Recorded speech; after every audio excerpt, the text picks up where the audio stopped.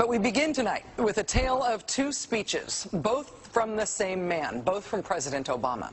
One speech that could have been billed as a ballad to the Constitution, a proclamation of American values, a repudiation of the lawless behavior of the last presidential administration, and another speech announcing a radical new claim of presidential power that is not afforded by the Constitution and that has never been attempted in American history, even by George W. Bush and Dick Cheney. Remarkably, President Obama today made both of those speeches simultaneously. Standing inside the National Archives in front of the actual original Constitution, President Obama delivered a blistering critique of the Bush administration, in which he called their actions and their legacy literally a mess. Our government made a series of hasty decisions. Poorly planned, haphazard approach. Too often, we set those principles aside as luxuries that we could no longer afford. Our government made decisions based on fear rather than foresight. The decisions that were made over the last 8 years established an ad hoc legal approach for fighting terrorism that was neither effective nor sustainable. An ad hoc legal approach for fighting terrorism that was neither effective nor sustainable. Ouch. Then, moments later, he announced his own ad hoc legal approach for fighting terrorism. President Obama today proposed something new, something called prolonged detention. Doesn't sound that bad, right? Prolonged detention. Did you ever see the movie Minority Report? It was based on a Philip K. Dick short story. Came out in 2002. It starred Tom Cruise, remember? He played a police officer in something called the Department of Pre-Crime. Pre-crime is where people are arrested and incarcerated to prevent crimes that they have not yet committed. Mr. Marks, by mandate of the District of Columbia Pre-Crime Division, I'm placing you under arrest for the future murder of Sarah Marks and Donald Dubinos. Take place today, April 22nd, at 0800 hours, 4 minutes. No, I didn't do anything. You didn't do anything, but you're gonna. Future murder. Creepy, right? Putting somebody in jail not for what they've done, but for what you're very sure they're going to do? There may be a number of people who cannot be prosecuted for past crimes. In some cases because evidence may be tainted, but who nonetheless pose a threat to the security of the United States. We're not prosecuting them for past crimes, but we need to keep them in prison because of our expectation of their future crimes. Al-Qaeda terrorists and their affiliates are at war with the United States, and those that we capture, like other prisoners of war, must be prevented from attacking us again. Prevented. We will incarcerate people preventively. Preventive incarceration. Indefinite detention without trial. That's what this is. That's what President Obama proposed today, if you strip away the euphemisms.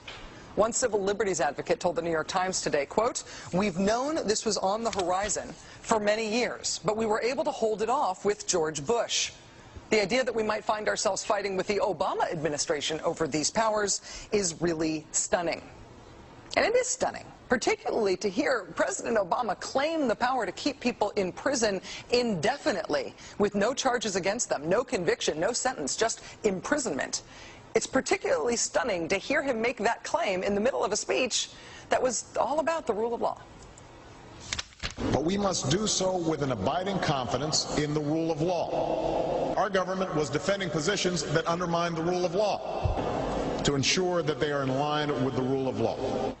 How can a president speak the kind of poetry that President Obama does about the rule of law and call for the power to indefinitely, preventively imprison people because they might commit crimes in the future? How can those two things coexist in the same man, even in the same speech? Well, that brings us to the self-consciously awkward, embarrassing part of this speech today. After condemning the Bush administration for what he called their ad hoc legal strategy, for trying to make things seem legal that patently weren't, this is what President Obama proposed.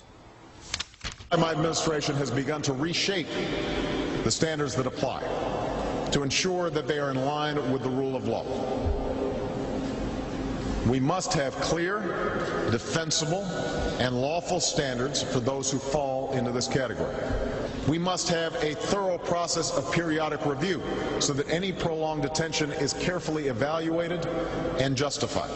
Our goal is to construct a legitimate legal framework for the remaining Guantanamo detainees that cannot be transferred. Our goal is not to avoid a legitimate legal framework. In our constitutional system, prolonged detention should not be the decision of any one man. If and when we determine that the United States must hold individuals to keep them from carrying out an act of war, we will do so within a system that involves judicial and congressional oversight. And so going forward, my administration will work with Congress to develop an appropriate legal regime so that our efforts are consistent with our values and our Constitution. You'll construct a legal regime to make indefinite detention legal. You will, what does he say? Develop an appropriate legal regime. So you can construct a whole new system outside the courts, even outside the military commissions, so that you can indefinitely imprison people without charges. And you'll build that system from scratch. What's that somebody said about ad hoc legal strategies? Just for context here, in the United Kingdom, where there isn't even a Bill of Rights, there's been a major debate about whether people can be held in preventive detention. Former British Prime Minister Tony Blair wanted 3 months to be the outer limit for how long anyone could be held. There was a big political fight about it. Parliament ended up limiting that power to 28 days. 28 days is still the longest period of preventive detention that's allowed under law in any comparable democracy anywhere in the world. How long would President Obama's proposed preventive indefinite detention last? Well, he's not saying yet, but here's how he defines the threat that he says makes indefinite detention necessary. Right now, in distant training camps and in crowded cities, there are people plotting to take American lives. That will be the case a year from now, 5 years from now, and in all probability 10 years from now. 10 years from now. So you could get arrested today and locked up without a trial, without being convicted, without being sentenced for, say, 10 years until the threat of your future criminal behavior passes. Prolonged detention, he's calling it. This was a beautiful speech from President Obama today with patriotic, moving, even poetic language about the rule of law and the Constitution, and one of the most radical proposals for defying the Constitution that we have ever heard made to the American people.